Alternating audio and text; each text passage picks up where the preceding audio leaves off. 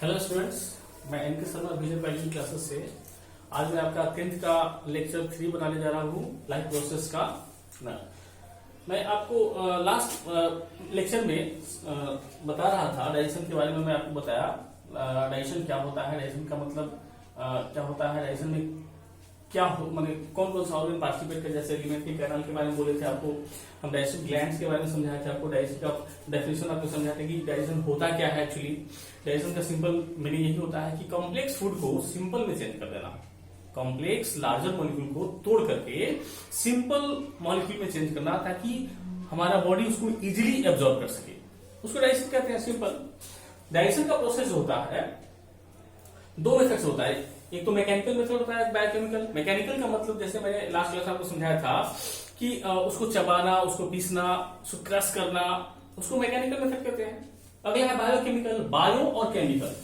क्योंकि biological system में होता है तो बायो केमिकल मतलब इसमें कुछ केमिकल पार्टिसिपेट करता है उसको डाइजेस्ट करने में, जैसे कि एंजाइम।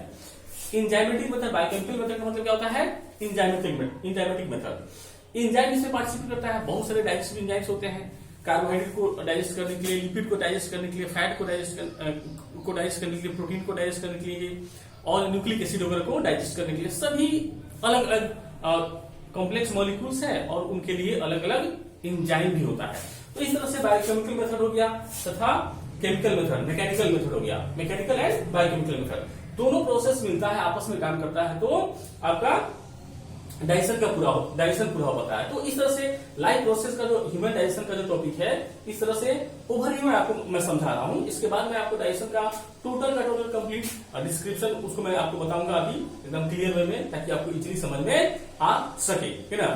तो यहाँ पे आपको कोई दिक्कत समझने में, अगर कहीं से भी कोई दिक्कत होता है तो आप हमें बताएंगे, ठीक है बाबू। मैं आपको आगे बताऊंगा, है ना। हाँ बच्चों, तो देखिए मैं अब आपको डिटेल बता रहा हूँ आपको एलिमेंट्री कैनाल का टोटल डिटेल। जैसे माउथ से मैं शुरू कर रहा हूँ, माउथ से स्टार्ट कर रहा हूँ, ओरल कैविटी से, माउथ से मैं स्टार्ट कर रहा हूँ, जिसको बकल कैविटी भी बोलते हैं। माउथ ये ओपनिंग हो गया, अंदर का जो खाली स्थान होता है उसको बोलते हैं बकल कैविटी या ओरल कैविटी। तो वहां से मैं स्टार्ट कर रहा हूँ बकल कैविटी से, जिसको मैंने आपके स्ट्रक्चर में ऐसे दिखाया था, इस तरह से मैं आपको स्ट्रक्चर में दिखाया था। ये रहा ओरल कैविटी, ये रहा ओरल कैविटी वाला पोर्शन, इसकी मैं बात कर रहा हूँ ओरल कैविटी का। तो ओरल कैविटी की बात करेंगे तो ओरल कैविटी में होता क्या क्या है। तो ओरल कैविटी में आप देख सकते हैं टीथ होता है, नंबर ऑफ टीथ होता है एंड टंग होता है, नंबर ऑफ टीथ होता है एंड टंग होता है। तो टंग और उसके साथ साथ क्या होता है, सलाइवरी ग्लैंड्स भी पाए जाते हैं इसमें, है ना। तो मैं आपको समझा रहा हूँ और क्या होता है ओरल कैविटी में, the mouth leads to the cavity, है ना, और ओरल कैविटी। माउथ जो होता है ओपनिंग होता है, इसके बाद क्या होता है ओरल कैविटी होता है, जिसको हम बकल कैविटी भी कहते हैं। The oral cavity has a number of teeth and muscular tongue. Oral cavity में क्या होता है, बहुत सारे टीथ होते हैं, और उसके साथ साथ मस्कुलर टंग होता है ना। मस्कुलर टंग होता है, दांत का काम होता है, टीथ का काम होता है भोजन को चबाना, क्रश करना, भोजन को क्रश करना, है ना। टंग का काम होता है भोजन का जो फूड होता है उसका टेस्ट रिसीव करना, उसके साथ साथ फूड को सलाइवा में मिक्स करने का काम होता है, ठीक है ना। उसके अलावा इस teeth is embedded in a socket of jaw bone, है ना। प्रत्येक जो दांत होता है बोन के सॉकेट में, हार्ट जो सॉकेट होता है उसमें इम्बेडेड होता है, उसमें फंसा होता है, उसमें धंसा होता है। इसलिए इस तरह के टीथ को अगर सॉकेट ऑफ जॉ बोन जो होता है, अगर बोन जॉ जो होता है, जबड़ा जिसको कहते हैं हम, उसमें टीथ क्या होता है, फंसा होता है, धंसा होता है। इस तरह के टीथ को क्या बोलते हैं, थिकोडॉन। इस तरह के टीथ बोलते हैं थिकोडॉन, है ना। वैसा टीथ जो जबड़ा में फंसा हो, धंसा हुआ रहता है, सॉकेट ऑफ बोन में फंसा हुआ रहता है, उस टीथ को बोलते हैं थिकोडॉन। क्या बाबू, दो तरह का सेट होता है ह्यूमन बॉडी में, ह्यूमन बीइंग में क्या होता है, ओरल कैविटी में दो टाइप का टीथ पाया जाता है, उसका टू सेट होता है। कैसा, एक होता है मिल्क टीथ, एक होता है मिल्क टीथ और दूसरा होता है परमानेंट टीथ। एक होता है मिल्क टीथ, दूसरा होता है परमानेंट। मिल्क टीथ का मतलब होता है दूध का दांत, मतलब इसको डेसिडिवस टीथ भी कहते हैं, जो टूट के गिर जाता है, और टूट के गिरने के बाद परमानेंट, उसके बाद परमानेंट टीथ आता है। दूध का दांत टूट के गिरेगा, उसके बाद आता है परमानेंट टीथ, जिसको बोलते हैं परमानेंट। मतलब इस तरह से दो तरह का दांत हो गया, एक हुआ मिल्क टीथ, दूसरा हुआ परमानेंट टीथ। तो इस तरह का दांत का सेट, इस तरह का दांत का सेट जो दो बार है, जो दो बार आए, एक जन्म के बाद तुरंत आए और उसके बाद वो टूट कर गिर जाए, उसके बाद पुनः वापस आए, है ना, और वो परमानेंटली हमेशा के लिए पूरे जीवन काल के लिए रहता है, तो उस तरह के तीर्थ को बोलते हैं डाइफायोडॉन। इस तरह के तीर्थ को क्या बोलते हैं? डाइफायोडॉन। और आप जैसे आपको पता है ह्यूमन बॉडी में, ह्यूमन बीइंग में जो मैच्योर पर्सन होता है ना, एडल्ट पर्सन में टोटल दांत कितना होता है? 32। टोटल दांत कितना होता है? 32, है ना बाबू। तो इस तरह से आप देख सकते हैं ह्यूमन बीइंग में 32 टोटल दांत होता है ना। और उसके बाद देखिए बाबू, इसके बाद हम आपको बताना चाह रहे हैं कि जो आप टीथ के बारे में देखे हैं कि 32 होता है एडल्ट में, तो आप देखें कि 4 टाइप का टीथ होता है। टोटल टीथ कितने होते हैं? 4 टाइप का। एक होता है इंसिजर्स, दूसरा canine, premolars and molars. Incisors होते हैं टोटल 4, इंसिजर्स होते हैं टोटल 4, कैनाइन होता है टोटल 2, है ना। ये आप एक हाफ, एक नीचे की बात हो रहा है या ऊपर की, मतलब हाफ की बात हो रहा है। टोटल कितना हुआ? 4 4 8 प्लस 16, टोटल 16, मतलब एक, जैसे कि आप बोले हैं जो जॉ होता है ऊपर का और नीचे का, तो एक नीचे का या ऊपर का, एक तरफ की हम बात कर रहे हैं, है ना। तो इंसिजर्स टोटल या तो नीचे या तो ऊपर आप काउंट करेंगे, टोटल 4, है ना। Canine total 2, premolars 4 and molars 6। कैसे होता है ना, देखिए। अब इसमें भी हम नीचे या ऊपर की बात करें तो उसमें भी टोटल हाफ, इसको हाफ करेंगे। जैसे कि एक तरफ का टीथ हुआ, एक तरफ का हुआ इसका हाफ, है ना। तो इसका हाफ में देखें हुआ, देखिए इधर 1 नंबर टीथ और 2 नंबर इंसिजर्स, 1 नंबर और दूसरा नंबर क्या होता है? इंसिजर्स, है ना। 3rd नंबर होता है कैनाइन, इधर 1 और 2 इंसिजर, इधर 1 और 2, तो इधर भी तो 1 और 2, टोटल मिलाकर के 4, टोटल 4, ठीक है। इधर देखे बाबू, कैनाइन 3rd नंबर टीथ जो है, कैनाइन 3rd नंबर टीथ, तो इधर भी कैनाइन 3rd नंबर, 1 और 1 2 यहां पे, ठीक है बाबू। उसके बाद प्रीमोलर्स टोटल 4 है, प्रीमोलर्स टोटल 4 है, तो 4th and 5th number teeth इधर, 2 इधर हो गया, 2 इधर, यहां भी 4, है ना बाबू। और मोलर्स कितने? टोटल 6, तो 3 इधर और 3 इधर, मतलब नीचे का या ऊपर का, हम नीचे का सपोज करो हम लेके चलते हैं, तो नीचे का हाफ 3 इधर और 3 इधर, टोटल 6, तो क्या हुआ मोलर्स टोटल 6 हुआ। तो इस तरह से टीथ का जो अरेंजमेंट है आपको मैं समझा दिया आपको, है ना। तो टोटल होता है 32, 16 नीचे की तरफ तो 16 ऊपर की तरफ, टोटल मिलाकर के 32। डेंटल फॉर्मूला यहां पर दिया हुआ है ना, 2132, 2132 बाई 2132, मतलब 21 30 23 बटा 21 23, 21 23, मतलब आप इसको ऐड देख लीजिए कैसे होता है। 2 1 3 2 5 5 3 8, है ना। तो यह वाला हाफ 8, इधर वाला हाफ 8, है ना।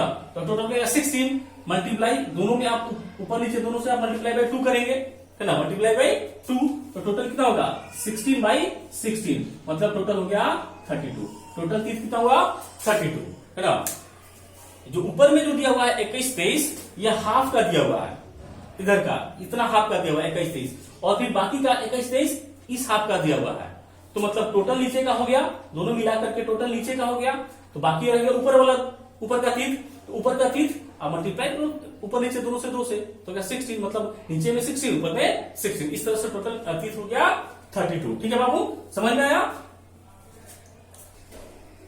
हाँ बच्चों, तो देखिए बकल कैविटी की बात हो रही थी, तो बकल कैविटी में क्या होता है कि सलाइवरी ग्लैंड्स पाए जाते हैं, बहुत सारे ग्लैंड्स बकल कैविटी पाए जाते हैं, जिसको हम सलाइवरी ग्लैंड कहते हैं, जो डाइजेशन में हेल्प करता है।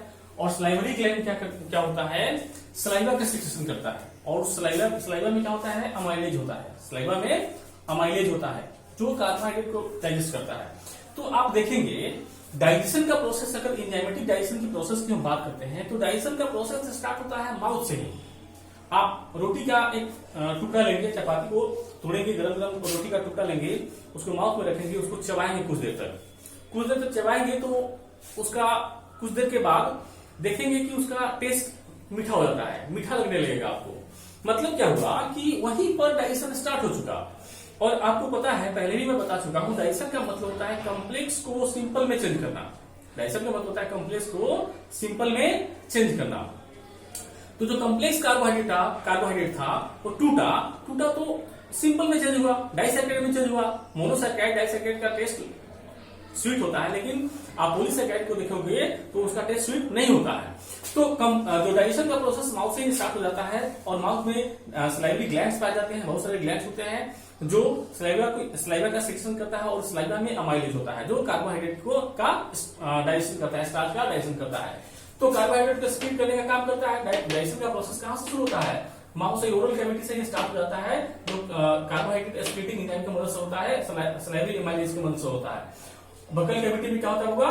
सलाइवरी ग्लैंड्स जो सिक्रीट करता है सलाइवा का, ठीक है। लगभग जो फूड हम खाते हैं, स्टार्च जो हम लेते हैं, उस स्टार्च का 30% डाइजेशन जो होता है माउथ में ही हो चुका होता है, हाइड्रोलाइज हो चुका है। मतलब हाइड्रोलिसिस का मतलब होता है break down of something. Hydrolysis का मतलब होता है break down of something in the presence of water. तो सलाइवा में क्या होता है? वाटर भी होता है। तो आप देखेंगे 30% स्टार्च का हाइड्रोलिसिस हो चुका होता है आपको एंजाइम की मदद से, अमाइलेज की मदद से, है ना। और किसी में बदलता है तो डाइसैकेराइड में बदलता है, और डाइसैकेराइड क्या होता है? तो माल्टोज होता है। और डाइसैकेराइड क्या होता है? माल्टोज होता है, और इसका टेस्ट कैसा होता है? तो मीठा होता है, ठीक है बाबू। तो डाइजेशन की बात करें तो डाइजेशन स्टार्ट होता है माउथ से ही। आप पहले भी मैंने आपको बताया कि डाइजेशन दो स्टेप में होता है, एक मैकेनिकल डाइजेशन और एक होता है आपको केमिकल, जिस केमिकल में रहता है एंजाइम। तो डाइजेशन का मैकेनिकल भी तो यहाँ पे चीज करता है, उसको क्रश करता है, चबाता है, पीसता है, वो भी होता है, और साथ साथ माउथ में एंजाइम का भी सिक्रेशन स्टार्ट होता है। तो यहाँ पे क्या हुआ? स्टार्च जो हम लिए थे वो स्टार्च क्या हुआ? माल्टोज में चेंज होता है। किसके कारण? किस एंजाइम के मतलब? तो सलाइवरी अमाइलेज के हेल्प से, ठीक है बाबू। और सलाइवा में क्या होता है? लाइसोजाइम होता है। सलाइवा में क्या होता है? लाइसोजाइम होता है। लाइसोजाइम का भी अपना एक इंपॉर्टेंट फंक्शन है। तो lysozyme present in saliva acts as antibacterial agent, ठीक है बाबू। लाइसोजाइम एंटीबैक्टीरियल एजेंट के रूप में काम करता है। लाइसोजाइम का फंक्शन क्या होता है? एंटीबैक्टीरियल के रूप में काम करता है, और वह इन्फेक्शन से भी हमें बचाता है। लाइसोजाइम हमें इन्फेक्शन से भी बचाता है। आप देखेंगे हायर क्लासेस में आप देखेंगे कि जब पढ़ाया जाएगा सेल वॉल वगैरह तो बताया जाएगा कि बैक्टीरिया के सेल वॉल पेप्टिडोग्लाइकन्स का होता है, बैक्टीरिया के सेल वॉल पेप्टिडोग्लाइकन्स वगैरह का होता है, और पेप्टिडोग्लाइकन्स लाइसोजाइम से टूटता है। अलेक्जेंडर फ्लेमिंग ने खोजा था इसको। अलेक्जेंडर फ्लेमिंग साइंटिस्ट है, उन्होंने इसका डिस्कवरी किया था। तो बैक्टीरिया को आप तोड़ सकते हैं, बैक्टीरिया का सेल वॉल आप तोड़ सकते हैं लाइसोजाइम की मदद से। लाइसोजाइम की हेल्प से आप उसको तोड़ सकते हैं बैक्टीरिया को। तो बैक्टीरिया टूट गया, बैक्टीरिया का सेल वॉल टूट गया, मतलब सेल डिस्ट्रॉय हो गया, सेल मर गया।